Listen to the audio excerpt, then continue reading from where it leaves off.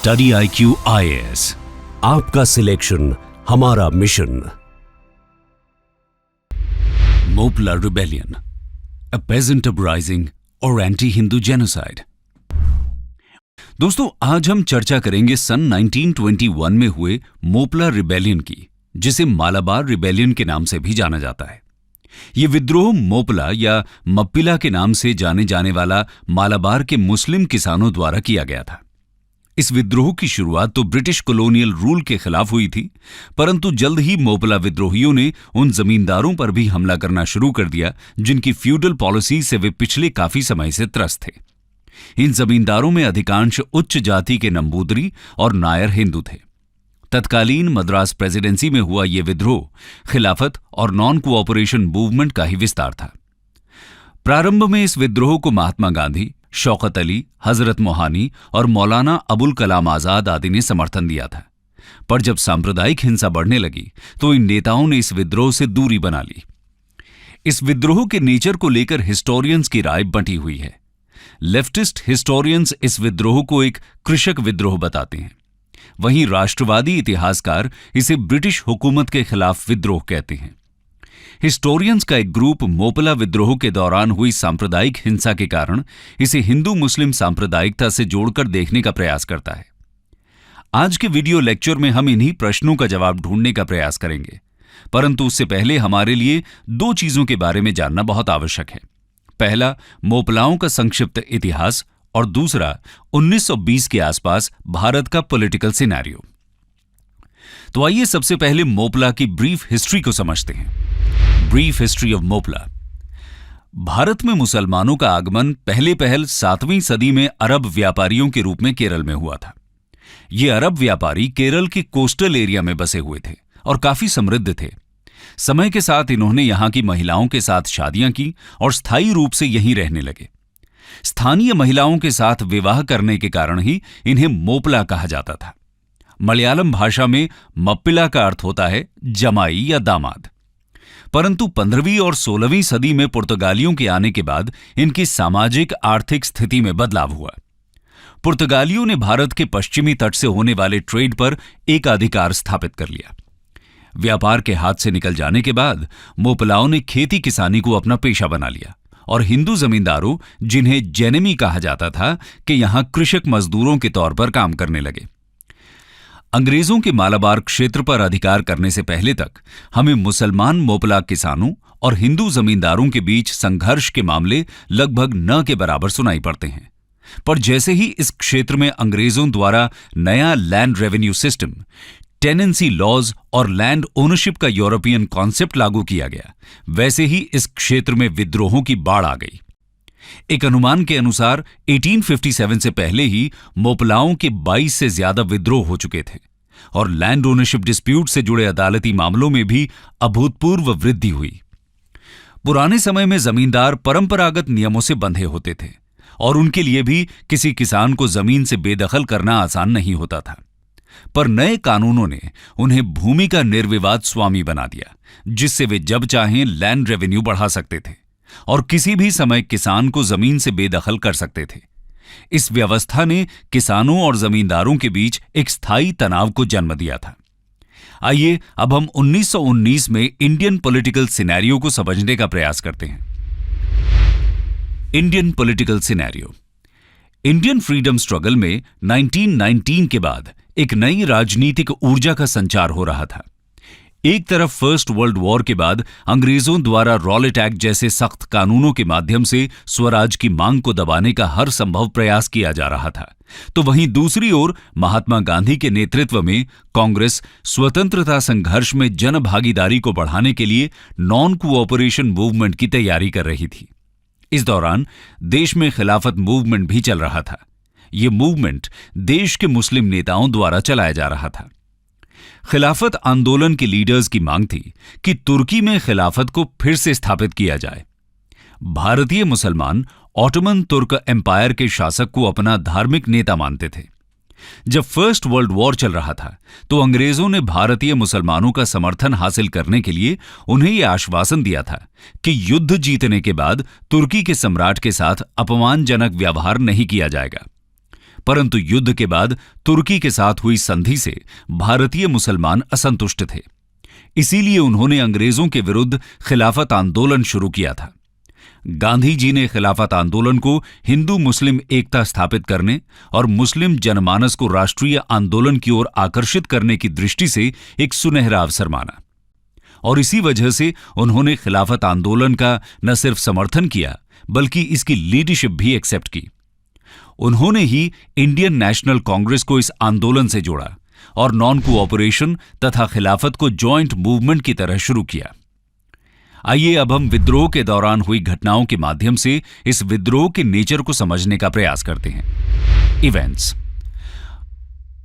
मोपला विद्रोहियों को विद्रोह की प्रेरणा सबसे पहले अप्रैल 1920 में मालाबार के मंजेरी में हुई कांग्रेस की कॉन्फ्रेंस से मिली थी। इस कॉन्फ्रेंस में मोपला किसानों की मांग का समर्थन किया गया था और जमींदारों तथा किसानों के संबंधों को नियमित करने के लिए टेनेंसी लॉज बनाने की मांग की गई थी। इन मांगों के अलावा मोपला किसानों में खिलाफत आंदोलन का भी प्रभाव बढ़ रहा था। अगस्त 1921 में पुलिस ने अर्नाड और वल्लुवामद के 2 तालुकों में धारा 144 लगाकर कर्फ्यू लगा दिया। ये दोनों तालुके मोपला किसानों के गढ़ थे। पुलिस ने 20 अगस्त 1921 को एर्नाड खिलाफत समिति के सचिव को भी गिरफ्तार करने का प्रयास किया। मोपलाओं ने तलवार और भाले लेकर इस गिरफ्तारी का विरोध किया। जब एर्नाड के पुलिस अधीक्षक के नेतृत्व में पुलिस जबरन तिरुरंगाड़ी मस्जिद में घुस गई तो मोपलाओं ने इसे अपनी धार्मिक मान्यताओं पर हमला माना। इस घटना के बाद मोपला विद्रोह जंगल की आग की तरह अन्य इलाकों में भी फैल गया और एक जन विद्रोह का रूप ले लिया। इस विद्रोह के खिलाफ अंग्रेजों ने कठोर कार्रवाई की और अगस्त 1921 तक खिलाफत और कांग्रेस के सभी बड़े नेता गिरफ्तार हो चुके थे। इसके परिणाम स्वरूप विद्रोह का नेतृत्व अली मुसलियार और वरिया मकुन्नाथ कुंजा मोहम्मद हाजी जैसे स्थानीय मुस्लिम नेताओं के हाथ में आ गया। इन विद्रोही नेताओं का आंदोलन के अहिंसात्मक तौर तरीकों में अधिक विश्वास नहीं था।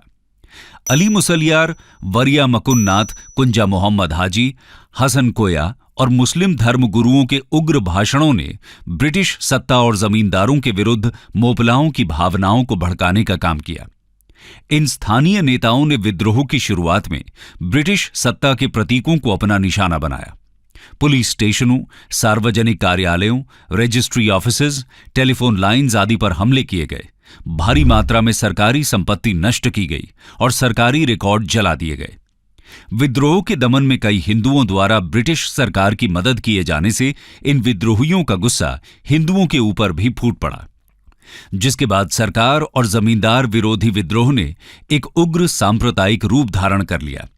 इस दौरान बलपूर्वक धर्म परिवर्तन, हिंदुओं की संपत्ति पर हमले और हत्याओं के कई मामले सामने आए। मोपला विद्रोह से संबंधित सरकारी रिकॉर्ड के अनुसार लगभग 2337 विद्रोही पुलिस कार्रवाई में मारे गए थे, जबकि घायल होने वालों की संख्या लगभग 1652 थी। इसके अलावा 45,404 लोगों को विद्रोह से जुड़े अपराधों के लिए गिरफ्तार किया गया था। गैर सरकारी अनुमानों के अनुसार इस विद्रोह से जुड़ी हिंसा और पुलिस कार्रवाई में लगभग 10,000 से 12,000 लोगों की मृत्यु हुई और 50,000 लोगों को बंदी बनाया गया था। इनमें से लगभग 20,000 लोगों को अंडमान द्वीप समूह निर्वासित कर दिया गया था।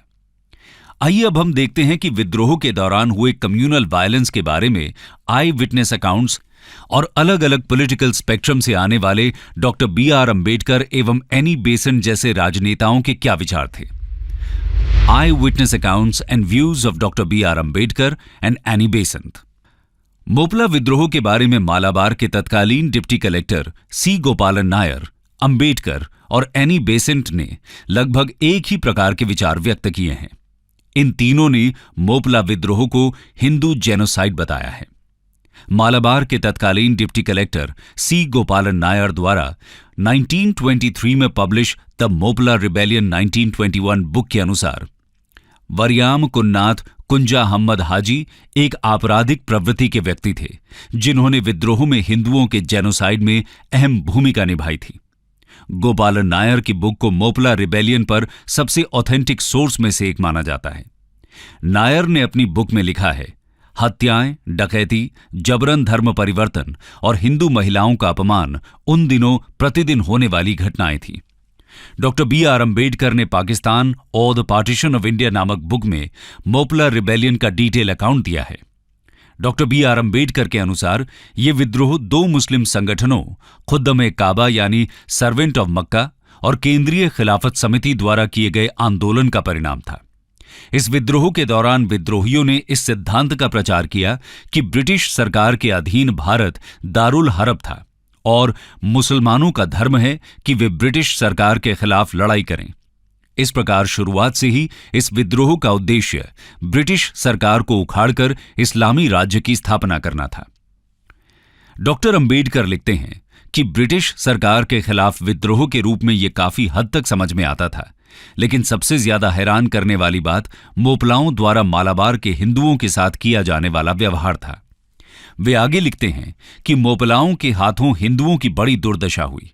विद्रोह के दौरान हिंदुओं का जेनोसाइड, उनका जबरन धर्मांतरण, उनके मंदिरों को अपवित्र करना, हिंदू महिलाओं के साथ अमानवीय व्यवहार जैसे गर्भवती महिलाओं की हत्याएं करना आदि घटनाओं ने क्रूअल्टी और बार्बरिज्म की सभी सीमाएं पार कर ली थी। और ये सब तब तक चलता रहा जब तक सैन्य बलों द्वारा इसे सख्ती से नहीं दबाया गया। डॉक्टर अंबेडकर के अनुसार ये हिंदू मुस्लिम दंगा नहीं था, बल्कि ये एक तरफा नरसंहार था जिसमें विद्रोह के दौरान मारे गए, घायल हुए या धर्म परिवर्तन किए गए हिंदुओं की संख्या ज्ञात नहीं है, लेकिन उनके अनुसार ये संख्या बहुत बड़ी रही होगी। थियोसॉफिस्ट और 20वीं सदी के प्रारंभिक दशकों में इंडियन फ्रीडम स्ट्रगल की सबसे सम्मानित शख्सियतों में से एक एनी बेसेंट, जिन्होंने 1921 में मालाबार में पहली रिफॉर्म कॉन्फ्रेंस की अध्यक्षता की थी, ने अपनी book the future of Indian politics में मोपला रिबेलियन के बारे में विस्तार से लिखा है। नॉन कोऑपरेशन मूवमेंट की औपचारिक शुरुआत 1 अगस्त 1920 से हुई थी। 1 साल में स्वराज की प्राप्ति होनी थी और 1 अगस्त 1921 को मालाबार क्षेत्र में विद्रोह की ओर पहला कदम उठाया गया। जिले के मोपला मुसलमान, जो पिछले 3 सप्ताह से विद्रोह के लिए हथियार इकट्ठा कर रहे थे, हिंसक विद्रोह के लिए खड़े हो गए। उन्हें यह विश्वास दिलाया गया था कि ब्रिटिश शासन समाप्त हो गया था और वे अब स्वतंत्र थे। इसी बुक में वे आगे लिखती हैं, विद्रोहियों ने खिलाफत राज की स्थापना की, एक व्यक्ति को ताज पहनाया, हत्याएं की, लूटपाट की और उन सभी हिंदुओं को मार डाला या भगा दिया जिन्होंने धर्म त्याग नहीं किया। लगभग 1 लाख लोगों को उनके घरों से निकाल दिया गया था और उनसे उनके कपड़ों के अलावा सब कुछ छीन लिया गया। आइए अब हम देखते हैं कि मोपला विद्रोह के महत्वपूर्ण नेता वरियाम कुन्नाथ कुंजा अहमद हाजी की विद्रोह में क्या भूमिका थी। वरियाम कुन्नाथ कुंजा अहमद हाजी मोपला विद्रोह के एक प्रमुख नेता थे, जिन्हें केरल के मालाबार इलाके में अंग्रेजों के खिलाफ मोपला विद्रोह का नेतृत्व करने के लिए जाना जाता है। स्थानीय लोगों को रैली के लिए उकसाने, आर्म्ड रेबल आर्मी बनाने और अंग्रेजों के खिलाफ सशस्त्र विद्रोह करने में हाजी ने अहम भूमिका निभाई थी। हिस्टोरियंस के लेफ्टिस्ट समूह के अनुसार वरियाम कुन्नाथ कुंजा अहमद हाजी एक धर्मनिरपेक्ष व्यक्ति थे, जिन्होंने शुरुआत में खिलाफत को तुर्की का आंतरिक मामला बताकर भारत में खिलाफत के समर्थन में आंदोलन चलाए जाने का विरोध किया था, लेकिन बाद में उन्होंने अंग्रेजों और जमींदारों के अत्याचारों के खिलाफ कांग्रेस के असहयोग आंदोलन और खिलाफत आंदोलन से जुड़ने का फैसला किया। इन हिस्टोरियंस के अनुसार हाजी ने खिलाफत आंदोलन के दौरान धर्मनिरपेक्षता बनाए रखने की कोशिश की और आंदोलन में हिंदू मुस्लिम एकता को भी बढ़ावा दिया, जबकि इतिहासकारों का दूसरा समूह हाजी को एक कट्टरपंथी धार्मिक नेता बताता है, जिनके उग्र भाषणों ने मोपलाओं को हिंदुओं के खिलाफ भड़काया था। अगस्त 1921 में हाजी ने मोपला क्षेत्र में एक स्वतंत्र मलयाली मुस्लिम राज्य की स्थापना की और खुद वहां के निर्विवाद शासक बन गए। उन्होंने अपने कब्जे वाले मालाबारी क्षेत्र में रहने वाले हिंदुओं पर जजिया कर भी लगाया था, परंतु यह व्यवस्था ज्यादा दिन तक नहीं चली। जनवरी 1922 में अंग्रेजों ने हाजी को गिरफ्तार कर मृत्यु दंड दे दिया। इस विद्रोह के दौरान हुई वैगन ट्रेजेडी ने ब्रिटिश सत्ता का निर्मम चेहरा सबके सामने उजागर कर दिया था। आइए जानते हैं कि यह वैगन ट्रेजेडी क्या थी और कब हुई। Wagon massacre and end of rebellion. जब मोपला विद्रोह अपने अंत के करीब था, तभी एक घटना हुई जिसे वैगन ट्रेजेडी के नाम से जाना जाता है। 10 नवंबर 1921 को लगभग 100 मोपला विद्रोहियों को हिरासत में ले लिया गया और सामान ले जाने वाले एक रेलवे वैगन द्वारा उन्हें तिरूर से मद्रास प्रेसिडेंसी के बेल्लारी स्थित सेंट्रल जेल भेजा जा रहा था। परंतु बंद रेल वैगन में 100 में से 70 कैदियों की दम घुटने से मौत हो गई। इन कैदियों में से कुछ हिंदू भी थे। इस हृदय विदारक घटना से अंग्रेजों की भारतीयों के प्रति क्रूरता और असंवेदनशीलता का पता चलता है। 1921 के अंत तक ब्रिटिश गवर्नमेंट द्वारा स्थिति को नियंत्रित कर लिया गया था। इस विद्रोह को दबाने के लिए ब्रिटिश गवर्नमेंट ने मालाबार स्पेशल पुलिस फोर्स के नाम से एक विशेष अर्धसैनिक बल की स्थापना की।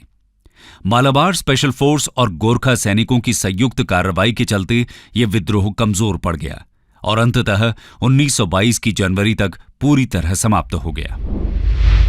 कंक्लूजन। मोपला रिबेलियन को लेकर एक बात से सभी लोग सहमत हैं कि इस विद्रोह की शुरुआत अंग्रेजों और जमींदारों के अत्याचारों से त्रस्त मोपला किसानों द्वारा की गई थी, जिसमें मालाबार क्षेत्र के सोशल स्ट्रक्चर का अपना महत्वपूर्ण योगदान था।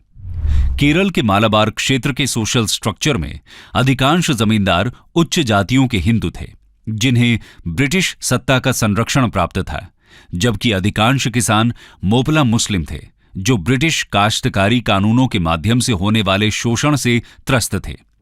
इन सामाजिक आर्थिक संबंधों की पृष्ठभूमि में जब खिलाफत जैसे धार्मिक मुद्दे पर मोपला किसानों को जन आंदोलन के लिए लामबंद करने का प्रयास किया गया, तो स्वाभाविक रूप से इस आंदोलन में रिलीजियस फैनेटिक एलिमेंट्स की प्रधानता हो गई। विद्रोह जैसे जैसे आगे बढ़ा, वैसे वैसे मोपलाओं का आक्रोश ब्रिटिश सत्ता के साथ साथ उन हिंदू जमींदारों के ऊपर भी बढ़ने लगा, जिन्हें वे अपने कष्टों का कारण समझते थे। इस विद्रोह के दौरान ब्रिटिश सत्ता के प्रतीकों के साथ साथ अंग्रेजों का साथ देने वाले हिंदुओं पर भी हमले किए गए, उनकी हत्याएं की गईं, संपत्ति लूट ली गई और कुछ जगहों पर जबरन धर्म परिवर्तन की घटनाएं भी सामने आईं। ऐसे में लैंड रेवेन्यू में कमी करने और टेनेंसी रिफॉर्म्स जैसी मांग के साथ प्रारंभ हुआ मोपला विद्रोह अगस्त 1921 के बाद अपने लक्ष्य से भटककर सांप्रदायिक दंगों में तब्दील हो चुका था। स्टडी IQ IAS, आपका सिलेक्शन हमारा मिशन।